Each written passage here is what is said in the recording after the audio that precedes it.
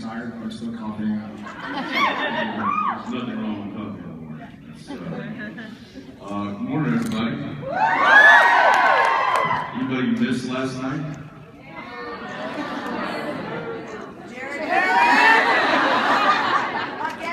I know. So here's my legitimate excuse. We'll be the judge of that. My family had been out of town for 2 weeks, and they came in on Thursday, and I hadn't seen them. And I was like, I work all week, so I'm gonna sit and show up. And thank God. You know what they look like? Via like Skype, where the kids were holding the phone that's facing the ceiling. And so we went for a walk yesterday. It was kind of sunny, and we decided to take a nap. The kids, we try to always make them take a nap, but Genevieve and I decided to take a nap. So yeah, so 4:45 or something. We're like, okay, let's close our eyes. 6 o'clock, the alarm's going off. I'm like, you gotta be kidding me. So I woke up, took the dogs out to pee. And I basically didn't move after that. But I started a TV show I haven't started a TV show since like Breaking Bad or something, but I decided to watch the first episode of, and I finished the first 3 episodes of Stranger Things. Good. Yeah. And I didn't want to like it, but I was like, damn, it's good. And I can sort of bit my tongue, because I always say child actors are awful, but these guys are, Ben from Ben Lizzie. I know, I did, but I knew he was good, I didn't know how good he was. I remember I think Sam walks down the stairs and kind of sits down, and he's great. We got to see you guys do that last summer. Yes! That was and we got to talk to him when he left, and he was the sweetest kid. He was the sweetest kid. Had he already shot Stranger Things? No. Okay. Because nowadays he's gonna be like, Jared who? Yeah. I think I just snotted a little bit.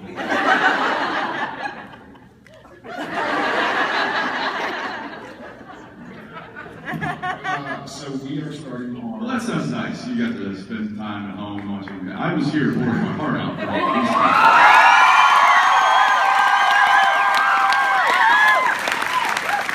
Yeah, but your family has also known as Even Stranger Things. Even Stranger Thing. Yeah, your family's been here. Well, that's on my to-do list. However, I have a wife that things like that stay with her when I'm not around, the scary stuff, and haunts her. And so it's probably why she married me. She really wants to watch it. She's like, I'm not going to watch it when you're not around. So we'll have to figure that out. Yeah. On that note, Genevieve's the same way. And when she was in Austin these last couple of weeks, and when I was up here, where were we? We were in Phoenix. No, we were in Pittsburgh. Vancouver. We were at work. Come on. Did you see Chewbacca? Yes.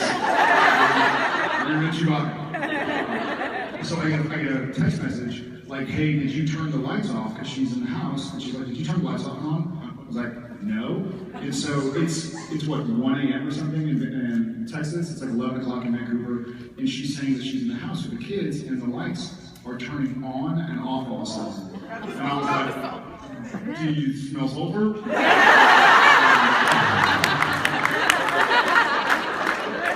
I think that would be honest, because we were doing something, I was in your trailer running lines or something. Grab salt. And that's the first thing I said. I'm like, get some salt. Get the salt and hula hoop.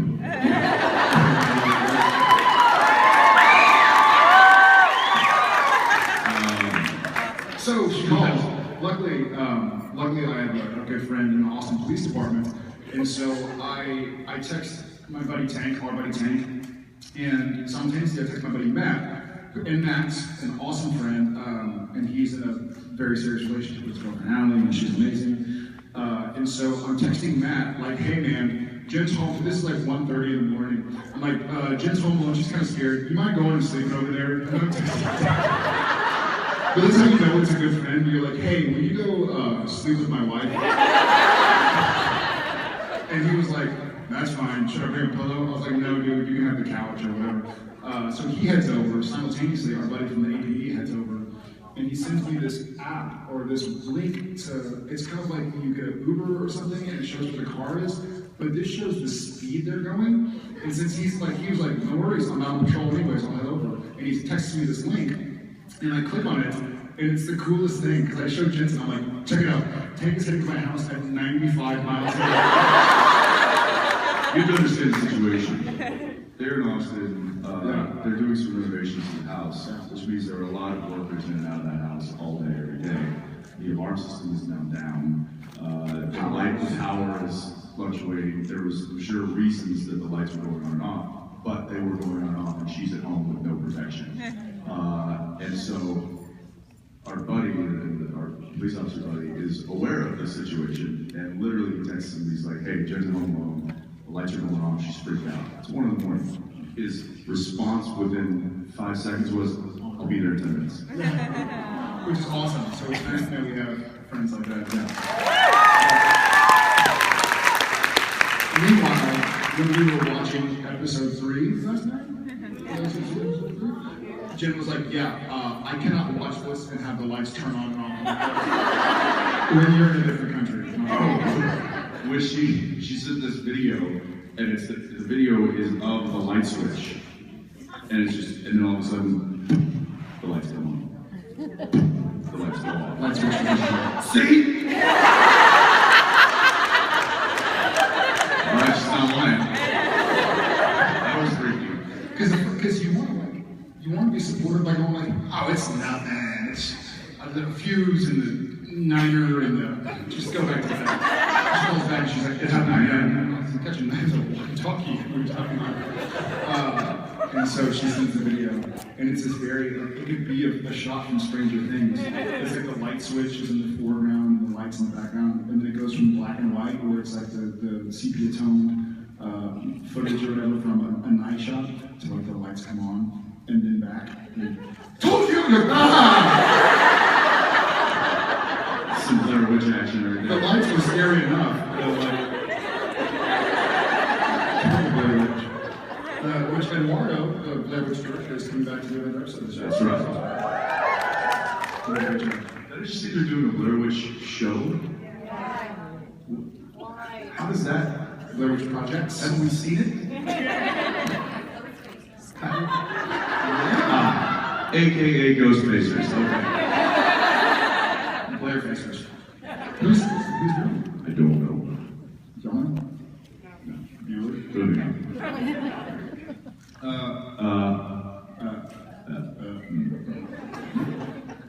Let's get to some question before we just guess. Is it written down in an accent?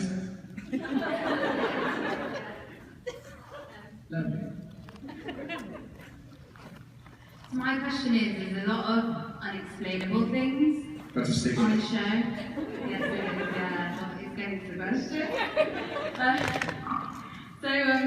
One of the things that I find great about the show is that, things like how you guys have charged devices all the time. When Sam uses his laptop for 10 hours in the car. And what I was trying to understand is, where do you guys get your Wi-Fi? Because it just seems to me that you always have charged stuff and Wi-Fi wherever you go. Are we at liberty to tell her? We have to kill her. I really would love to know secrets around here. No, let's tell her the secret. All right. So, the Winchester Brothers are sponsored by Mophie. And they just plug it in. And AT&T hotspot. Who I like again. No, you know what's funny is that they do here in Canada because I guess you can go to, I thought I was like a Luddite for not knowing this. I wasn't trying to imply that you can go to like AT&T and buy like a, help me here, please. Here's a show. I don't know, I was holding it backwards. So you can buy a little thing, and it uses data, but it gives a signal. So like if you're on a computer, and you have a really wide keyboard because you're like this. It's basically the size of the piano. Gesturing like this. Here's your shovel. And it broadcasts the signal. That's all I got. You're driving the thing. Answer. Dean outfitted baby with Wi-Fi a few years back. Did you stick a little antenna on the There you go. And we did a house call for one of the sales reps many years ago and saved him from a roof. And then, so now Sam and Dean have infinite supply of downloadable megabytes. It's also worth noting, we joke around a lot on set, obviously. One of the running jokes we have is like getting a fan letter saying like, hey, you know, I understand that God came down to earth, possessed the body of a writer, or that Lucifer has moved around, and Sam's died and gone down and come back soulless and soul. But there was one scene where the light bulb seemed to change from luminescent to white. I can no longer watch Supernatural. You know, people cutting off heads and their mouths still moving and then sewing it back on. However, now we're getting that question. How do they have Wi-Fi? And how are they constantly powered up? Which is funny because the power situation, when they cut, the guy who's in charge of Tommy, he comes running over the power cord and puts it in. And then when they're like, okay, lock it up, roll sound, he comes running in, unplugs it, and runs out. It's always right there, so he'll run in and like plug it in and run off. It's like the guys who wait for the tennis balls to hit the net. He's like sitting there and they all cut and runs in, does it, and then runs off, like sits on his,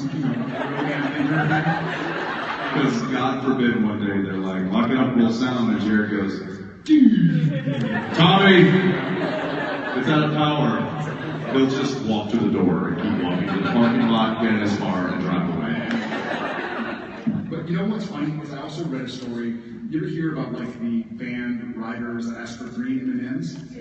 So in a strange way, I actually kind of believe this. They would put it like number 40 or 45 on their list of requests, so that if they didn't have 3 M&Ms, they knew somebody didn't read it. It's like a story about a teacher like, hey, read this book. And a $100 bill is taped to like the third to the last page. And so if they say they read it, they just open it up and they're like, then why is the $100 bill still in the back? Like, why didn't you take it? So I like questions like that. Like the minutiae means people are paying attention. Because it's not your $100 bill. But how did you read it? Here you go. How did you read it under the $100 bill? You take it and then you put it back. The only person will do it without your things. And that's the excuse I use. That's why I'm $100 richer than Jensen. And then finish the book.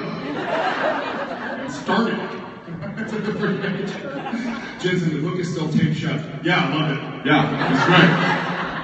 Jared, what's the book about? All right, you. How about there? Yes. So, congratulations on the twins.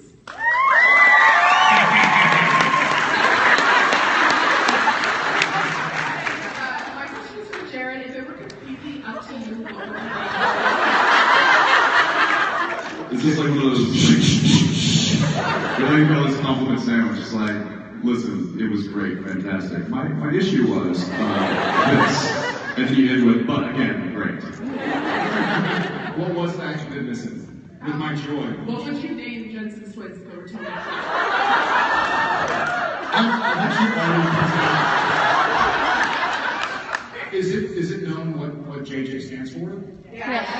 What does it stand for? Justice Day. Okay, so I already know.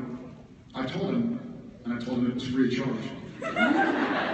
But logically speaking, I think, let's say it's I don't know. You can change the names if it's a boy or girl or whatever, but we got Justice J. I think we need Kindness Kim and Liberty Larry. That way, at some point in the near future, Jensen will be walking through a restaurant like, JJKKLL, get over here! Come on! KK, don't make me. Good boy, Noah. Cool J stands up, he's like, what's up?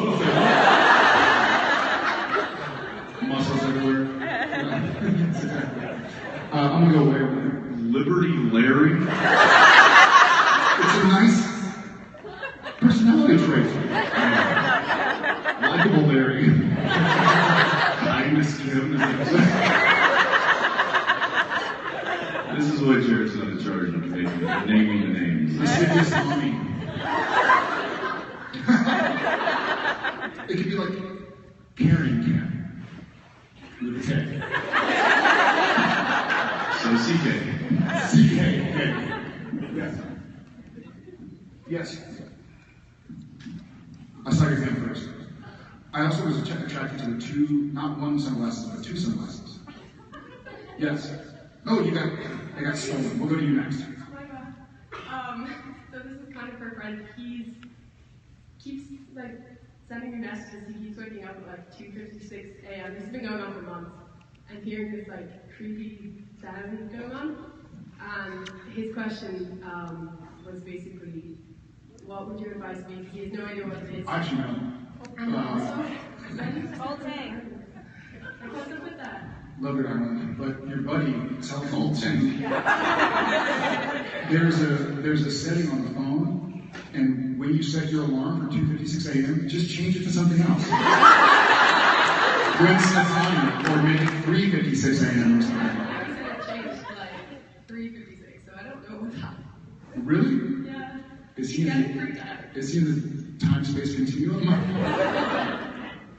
I don't know. Yeah, I don't know. I'm telling A sound wakes him up. Something wakes him up. No, he's usually awake. He's like, I don't There's know. the first problem. We're all weird.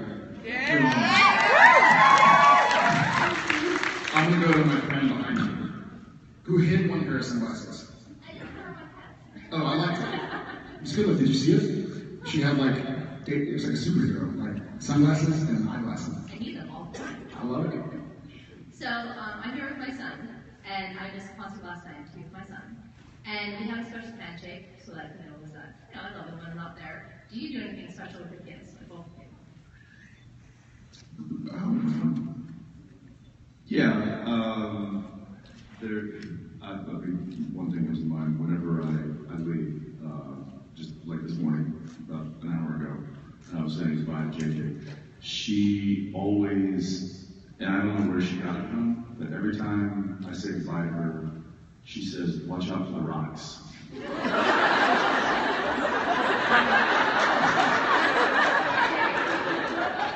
have no idea what that means or where she got it, but now I've started saying it back to her. So now we say, "Watch out for the rocks," and then we do the same, which is something that my wife and I have always done, which is we just touch fingers, which is kind of a little "I love you." And so she's now started just, when I say, "Hey man, I love you," she'll put her finger up and I'll just touch her. Yeah. It's gonna be different when my son's born. He'll be like, "Ah!"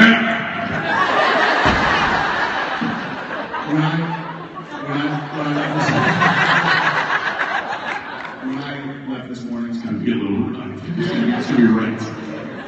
When I left this morning, I was saying bye to Tom and Chef, and we gave each other a big hug, and they go, "Are you going to throw rocks at Jensen again?"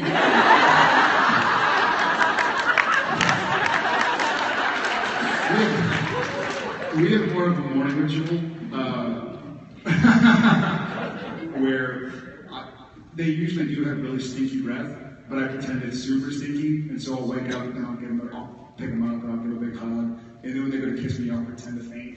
Not pretend to faint. However, it sort of backfired. We woke up with a 4-year-old cat stowaway in our bed yesterday, and I'm kind of groggy, and apparently he's gotten up out of his room and come in and climbed in the bed next to Daddy. And I keep feeling movement, and I'm feeling a little foot, and I'm like, is Jim like jabbing? And I wake up, and sure enough, it's Tom, and his face is right there. And I'm like, "Hey, buddy." And every now and then he's going like this. And I was like, "Tom, what's wrong?" He goes, "I don't like your hair. It's gross."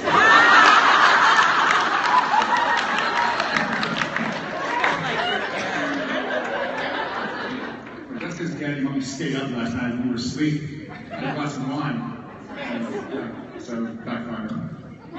Your hair. Not like your hair. It's gross. Oh, your hair. Come on, right here. Yes. I was going to ask sort of a weird question, maybe. Love it. Right. My son, who's now 20, started re-watching the show about a month ago, and then I figured out when I was seeing the episode for about 4 times that in Thailand, how did Dean know how to come back to Sam's apartment because it was burning? Brothers intuition. Did he ever leave? That's your question. Did he ever leave? Well, you can see in the show that they're saying goodbye to each other and Dean is driving away. It's not really, you can see it very far, but some. I literally always, I mean, in all honesty, I did chalk that up to kind of a sibling, kind of that, connection that siblings have, that kind of intuition where something doesn't feel right, something's wrong, and yeah, come back and to be right. Something is wrong. His girlfriend is on fire on the scene. Honestly, he thought he smelled toast. He's like, Sam's cooking? Am I having a stroke? No, it's just his girlfriend on the ceiling. Fire. I meant the cookies. I didn't smell the cookies and shit. Yeah, good question. Right here with the hand. It's many hands, Jared.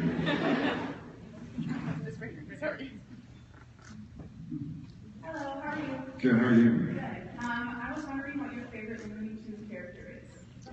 Looney Tune? Oh, wow, that's a good question. Probably Marvin and Marshall. You asked a question. Big misunderstanding. Either that or Coyote. Wow. Good question. What's yours? Probably Goofy. Goofy. Isn't that Disney? I mean, no. You're dead to me.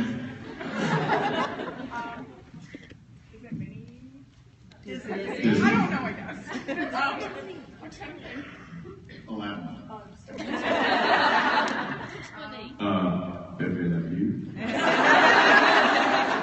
Yeah. Okay. That's Sebastian's favorite. He sang last night, and he did Bowie. Ziggy Stardust. Yes. And it was so good. That man just keeps getting younger, I don't understand it.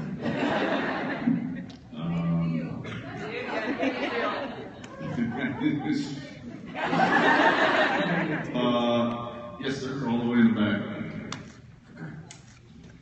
On behalf of our veteran right now, I just want to know, what is that Deanscape whiskey?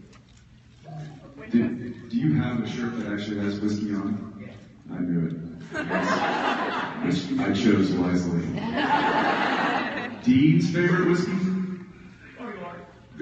Dean's favorite whiskey is some no-name rot gut, I'm sure. Or gut rot, I guess I should say.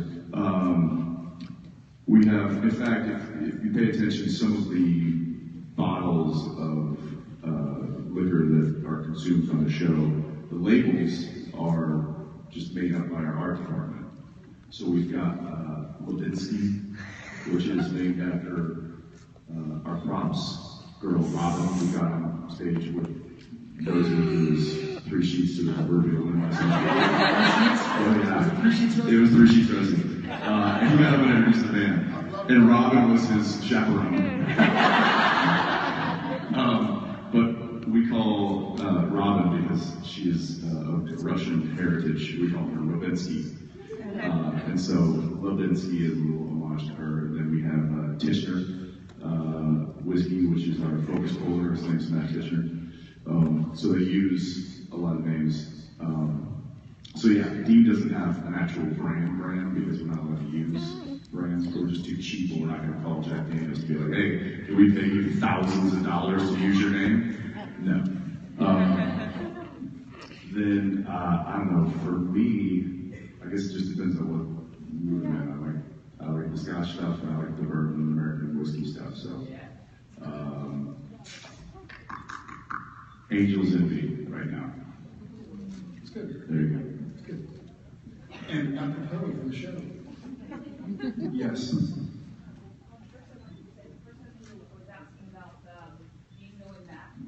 There's actually an outtake where you hear the radio clips, and he also has his watch, and he checks it and sees it and realizes something's wrong and goes back. I didn't know that. Yes. There's a deleted scene where his radio goes on the fritz. I do remember that. As he's driving away, and his watch has stopped. And, That was, I believe they shot that because I don't think that was it wasn't in the script. It was just, I think originally it was just Brothers Intuition coming back because something was wrong. Then I believe that we shot that in case we needed to explain it further, or if the show was short and we needed some extra footage to fill that. not short. The show was not short. What's that? I like your explanation better anyway. So do I. And I think Eric would agree with me. And my other question though is for Jared. I was wondering if you would tell us a little bit about working on Sandy Boy, which I haven't gotten to see yet. Yeah, I haven't gotten to see it either. It was a really kind of bizarre. I got a phone call and they were talking about a French animated flick that they wanted to voice over with American actors, and I think one of the people had liked the way I sounded for this character, and we met and shot it at the W Hotel in Austin over a period of like 3 days in a hotel room. It was kind of a really cool, weird, bizarre experience. But it was the people who come together at Cat in Paris. I don't know if y'all seen it. It's really awesome, hand-drawn, animated, and I just love the artistry of it, and I was really honored to be a part of it. I don't know what's going on with it right now. I think we're limited releasing it.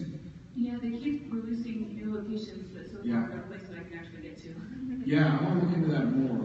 I know it can get pretty quickly because I told Jensen because he's done this. I was like, this is so much more. I have a complete and utter newfound respect for voice actors. Even so far as like watching Paw Patrol or something animated, I'm like, this is like, it really takes legitimate talent and craftsmanship to do this. Because I was like, I've been acting my entire adult life, and for years before that in school, I was like, it's like swimming or breathing to me. It's just second nature. But to get into kind of character and have to try and voice over an English language sentence that matches the French language mouth movement, it was bizarre and difficult, and I was like, I was just nervous. But it's cool, I can't wait to see it. Favorite Paw Patrol? Favorite Paw Patrol? Chase on Kids, man.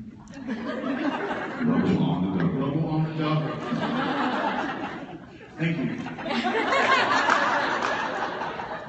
That's what it's come to. After 11 and a half years. Let's go right there in the end. Yes. Hi. Let's play guys in style. Awesome. But Jared, you were telling a story about your train trip. Yeah. That wasn't this year. That was a couple years ago. And he's not allowed to tell that story without Richard's face present. Yes. We'll tell later because I don't heard.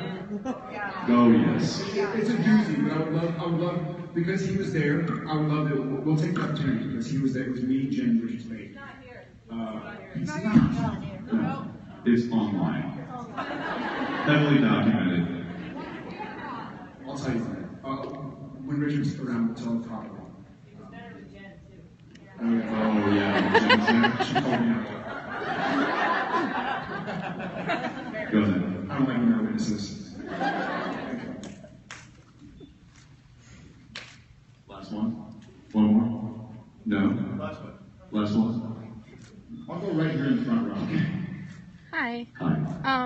So I know that you guys look like you had a fun weekend at Pebble Beach, and I just wanted to know, Jared, did you actually fit in that coupe that you guys were pictured with? And also wanted to say sorry about your quarterback. Sorry, that makes me thrilled.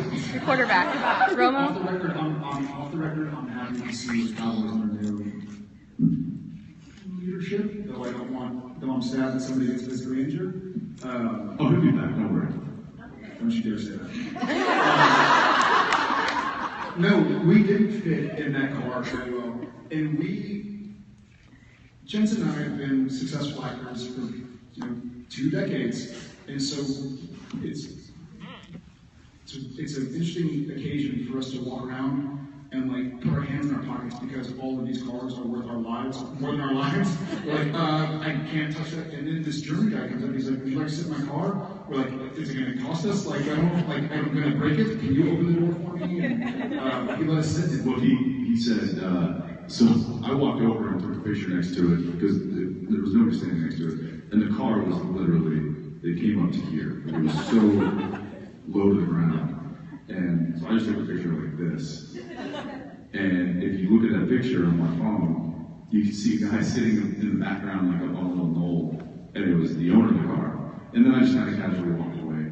And then we walked back to it for some reason. And he comes walking up and he says, hey, I'm a fan of the show. I'd love to get a picture of you guys next to the car. And I don't know why I'm like, you mean in the car? And I'm sitting there too. I'm like, yes, he said it. And the guy's like, sure. And then we come to find out it was like there's only 2 in the world. There's only 2 in the world, and the other one is, they can't find it. Like it's a private collector who never shows it. Who just keeps it in their apartment's garage. Won some like overall, I mean, it was amazing. He had like created it over from Germany. It was, and he had a very cute little German accent. I don't know what that accent is. Continue, please. I wasn't daring to venture into that, but no, you're doing a great job. Was it Winchester's? Yeah, that's backwards. I had to move once more. No, you didn't. Don't tell and say this. No.